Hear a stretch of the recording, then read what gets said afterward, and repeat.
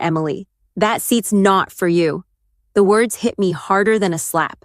I froze halfway to my chair, the one I'd sat in every family dinner for years, right next to my grandfather. My mother's hand brushed across the back of the chair, her smile sharp as glass. "It's for Lauren now," she added, tilting her head toward my brother's wife. "Before we begin, drop a comment and tell us where are you from and from which city you're watching our videos. And after watching the whole video, don't forget to tell us, what would you do in this situation? Be honest. Tell me in the comments below. We read every comment. Let's begin." The entire table shifted uncomfortably. Plates clinked, silverware rattled, but no one spoke up for me. My brother Daniel smirked like it was nothing. His wife Lauren gave me that pitying little smile, the kind that dripped superiority. "You don't belong there," my father muttered under his breath, sipping his wine without even looking at me. The words twisted in my chest, crushing me. Not belong? In my own family? My throat tightened, but I forced myself to swallow it down. Showing emotion here would only feed them. "I see," I said quietly, gripping the strap of my purse so hard it dug into my palm. "Enjoy your dinner." I turned, heart hammering, humiliation burning my skin as I walked toward the door. Every step away from that table felt like 1,000 knives. I could hear them start to laugh, small whispers circling the table like vultures.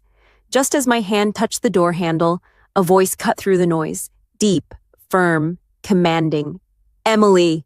Grandpa's voice. The room fell silent. Forks stopped midair. Wine glasses froze inches from lips. My hand trembled against the brass handle as I turned slightly, meeting his eyes.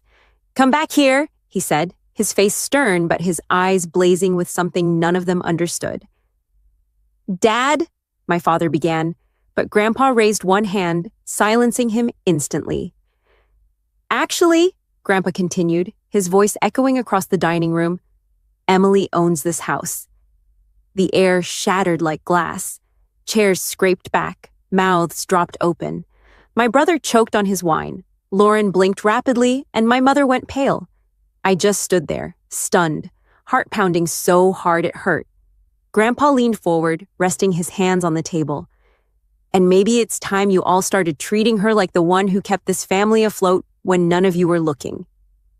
The silence that followed was thick enough to suffocate. For a heartbeat, nobody moved. The chandelier hummed, and the roast on the table sent up curls of steam like nothing explosive had just happened. My mother found her voice first. "Dad, that's ridiculous. You're confused." Grandpa stood, slow but steady, and slid a thick manila envelope from under his chair. He'd brought it on purpose. "Confused?" He tapped the envelope. "County records don't get confused." He beckoned me with 2 fingers. I walked back in, pulse still racing, and took the spot I'd been denied. Lauren's manicured hand hovered over the back of the chair for a second too long before she let go, stepping aside like someone had nudged her off stage. Daniel's jaw clenched. My father stared at his glass as if there was a trap door inside it. "Sit, Emily," Grandpa said, and his voice softened. "You won't be leaving your own table." I lowered myself into the seat. The chair felt different now, heavy, solid, anchoring. Grandpa opened the envelope and pulled out papers, each one creasing with a crisp whisper as he set them down. "Grant deed," he said, tapping the first. "Recorded with the county on March 9th this year. Property held by the Klein Family Trust, successor trustee. Emily Klein." "What?" Daniel's voice cracked. "You put her in charge of the trust?" Grandpa didn't flinch. "No, son. I kept the house safe by doing what your parents refused to do. Pay attention." My mother let out a brittle laugh. "This is outrageous. You can't just—" "I can, because I did." He slid another page forward. Delinquent taxes paid last winter. Past due line of credit for the roof repairs brought current. Insurance reinstated after your father missed 2 payments. And see this? He held up a bank printout with highlighted lines. "That autopay isn't my account. Emily set it up." Every eye at the table snapped to me like I'd suddenly grown taller. Heat flooded my cheeks, but I kept my voice even. I didn't want the house at risk. When the cancellation notice came, I called the insurer. It was 30 minutes from lapse.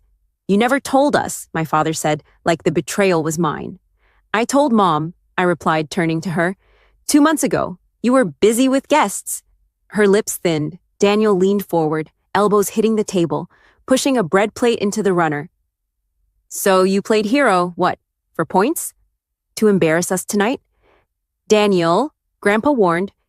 Don't Daniel me, he snapped, the old sibling heat radiating off him. You've always liked looking good in front of him? He jerked his chin toward Grandpa. Teacher's pet. I felt that old flicker of anger and let it pass. If I'd wanted to embarrass you, I would have spoken up when Mom told me to move. Lauren cleared her throat delicately. We were trying to make it easier for seating, that's all. It wasn't personal, Emily. Lauren, Grandpa said, voice still calm but edged with steel. You've been telling folks at your club the house would hit the market this fall. She blinked. What? No, Don't insult me. Half this town has known this address since before your real estate blog was a thing. Word gets around. Your words get around. He picked up another sheet. And your agent friend sent me a note, unsolicited, about staging.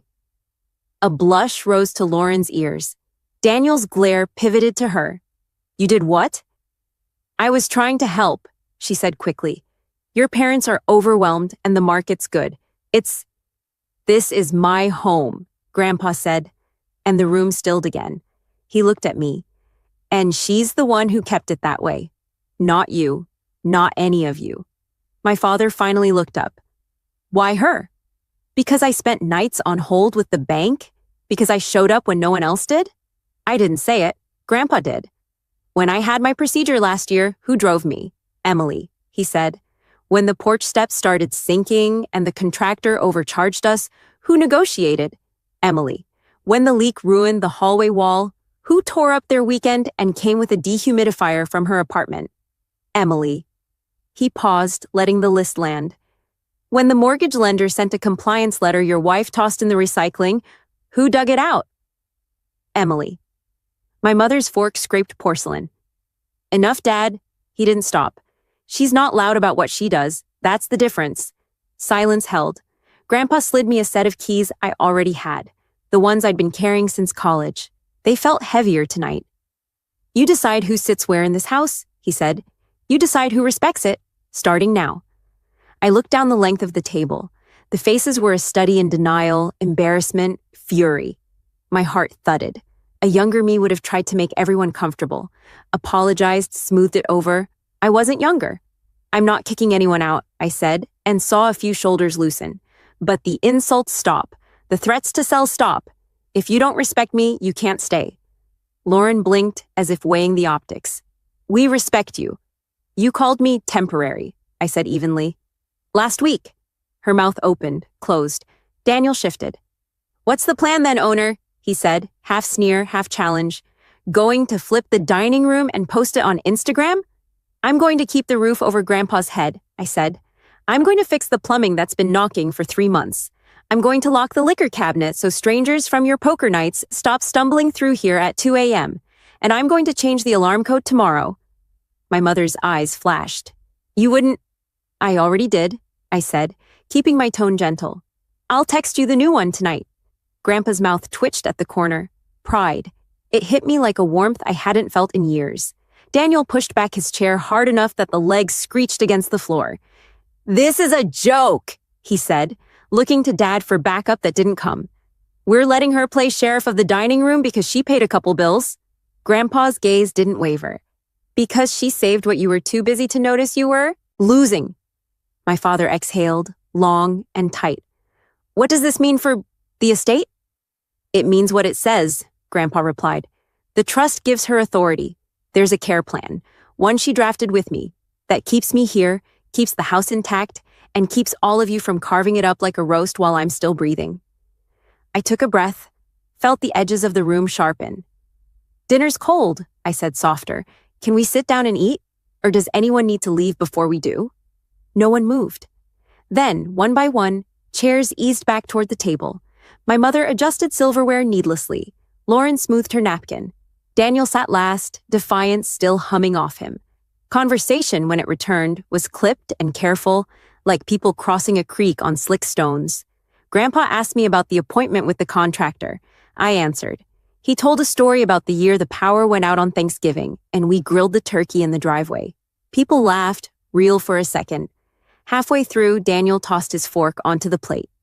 "So we're just not going to talk about the fact that she blindsided us?" he said, voice pitched to cut. I met his stare. "I didn't blindside anyone. I asked for help," I said. "I asked you 3 times to move your car so the plumber could park. I asked Mom to keep the contractor list. I asked Dad to answer the insurance call. No one did. I learned not to ask. I fixed it." "Wow," he said, slow clap in his tone. "Congratulations." "Dan," Lauren hissed. "No, let him," I said. My hands were steady now.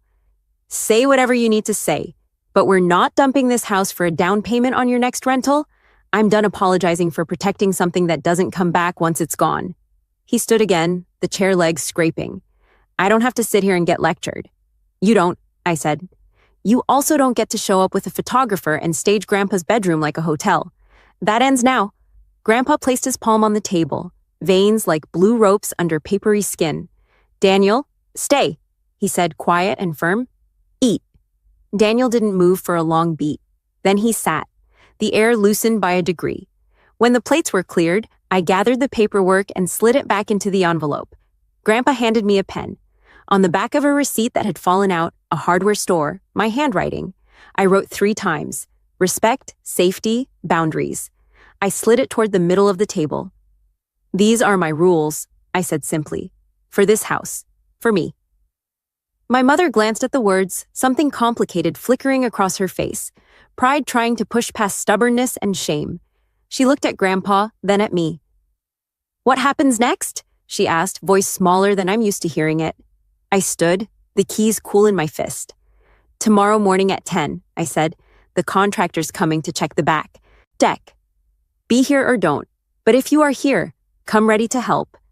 I felt the room absorb it, the unfamiliar shape of me, not bending. As I reached the archway, Grandpa's voice followed once more, gentler now. "One more thing," he said, eyes warm. "Emily, bring the blue box from my dresser after dinner." My heart dipped. The blue box? He hadn't opened that in years. "What's in it?" Daniel said, suspicion rekindling. Grandpa smiled, a private kind of smile I'd only seen a handful of times in my life.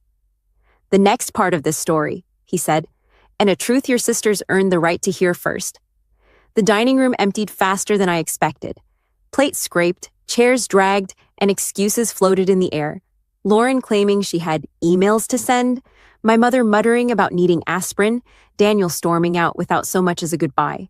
Only Grandpa and I stayed behind. He sipped his coffee slowly, watching me in that way that always made me feel both exposed and seen. "You handled yourself," he said finally. "I don't feel like I did," I admitted, my voice low. "I feel wrecked, like they all saw me as an intruder in my own skin." Grandpa's lips twitched. "That's because they did.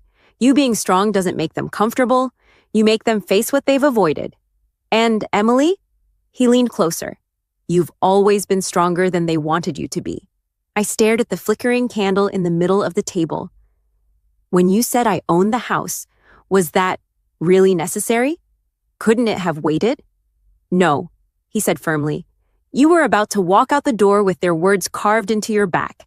That's not what I raised you for. You needed to know this was yours before you forgot it." The blue box appeared in my memory.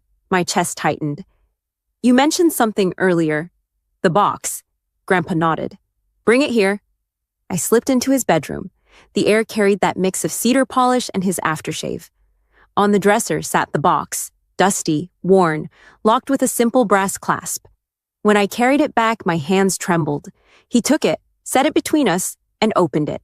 Inside lay yellowed letters, a stack of photographs, and a folded legal document. My throat dried. "These," Grandpa said, lifting the photos, "are from when your grandmother and I bought this place. It wasn't much then, just walls and hope. But every nail meant something. She wanted it passed down to the one who understood home as more than property." He slid the folded document toward me. My eyes caught the heading, Amendment to Family Trust, my name printed bold underneath. "This isn't about cutting anyone else out," Grandpa said. "It's about recognizing who showed up. The law needed a successor trustee. I picked the one person who never treated me like a burden, Emotion hit my throat so hard I had to bite it back. They're going to hate me for this. They already decided to, he said simply. Might as well give them a reason that matters. The front door slammed upstairs, Daniel's heavy footsteps pacing, then silence. I exhaled sharply. He won't let this go. No, Grandpa agreed. But you're not here to manage his anger. You're here to protect what protects us. I closed the document, sliding it back. My hand steadied. Then I'll do it, no matter what they throw at me. Grandpa smiled, lines deepening around his eyes. That's my girl. A knock at the door startled us both. It was late, far too late for a neighborly drop-in. I rose, heart quickening, and opened it. Daniel stood there, face hard, eyes sharp. He didn't bother stepping inside. You think this is over? He hissed. You embarrassed me in front of everyone.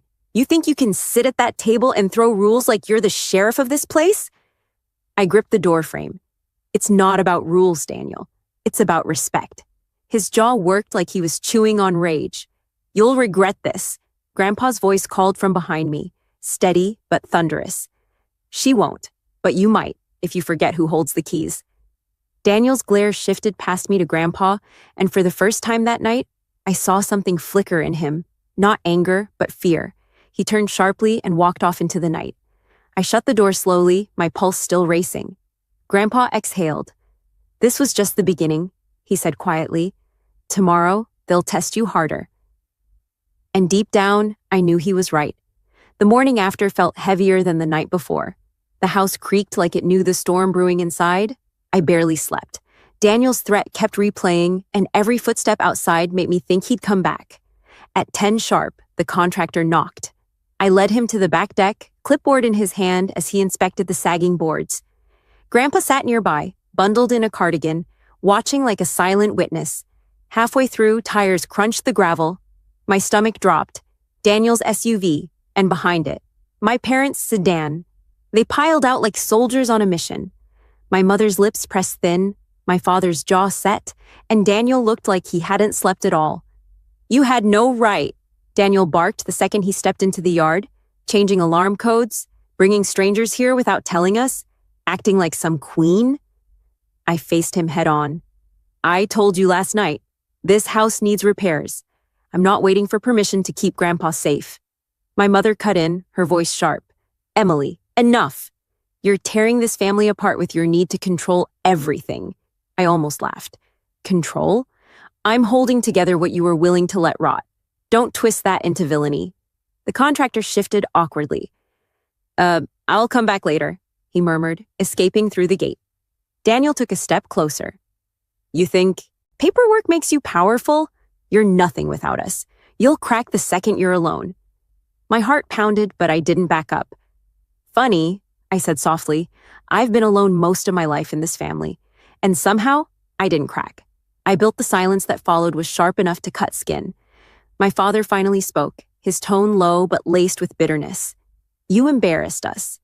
Do you have any idea how it felt sitting there while Dad paraded you as the hero? Do you know what people will say? Grandpa's voice boomed behind me. Enough! They turned. He struggled to his feet, leaning on his cane, but his presence filled the yard. What people will say, he thundered, is that when this house was falling apart, Emily saved it. While you were worried about appearances, she was paying the bills you ignored. Daniel's face flushed red. She turned you against us. Grandpa shook his head. Number, you did that yourselves when you chose pride over responsibility. I felt a strength rise in me, one I didn't know I had. I stepped forward, closing the distance between me and my brother. This isn't about me versus you, Daniel. It's about a home that deserves respect. If you can't give that, then you don't belong here. His eyes widened at my own words echoing back at him. He opened his mouth, then shut it, rage choking his response. My mother's voice softened, almost breaking. Emily, please, you don't understand. This house, it's tied to everything. Our reputation, our reputation? I snapped. Do you even hear yourself? Grandpa's health, this home's safety, my sanity. Those don't matter, but the neighbors' whispers do. Tears stung my eyes, but my voice stayed strong. I'm done being invisible so you can keep your image polished. I won't apologize for doing what you wouldn't. The air thickened. For once, none of them had an answer. Grandpa stepped beside me, placing his trembling hand on mine. I made my choice clear last night. This house is Emily's responsibility now. If you can't live with that, the door is open. But stop tearing at her like wolves. Silence stretched. My father finally looked down, shame flickering across his features. My mother turned away, eyes glistening. And Daniel stormed off again, his car roaring out of the driveway, gravel spitting. The quiet that followed was almost holy. I let out a breath I didn't know I'd been holding. Did I do the right thing? I whispered. Grandpa squeezed my hand. Right and easy rarely meet, but tonight you'll sleep without that weight on your chest. That's how you'll know. For the first time in years, I believed him. As the sun set that evening, I stood on the porch, the house warm behind me. It wasn't just wooden walls anymore. It was mine, not as property, but as proof. Proof that I could stand even when they tried to erase me. And maybe, just maybe, they'd learn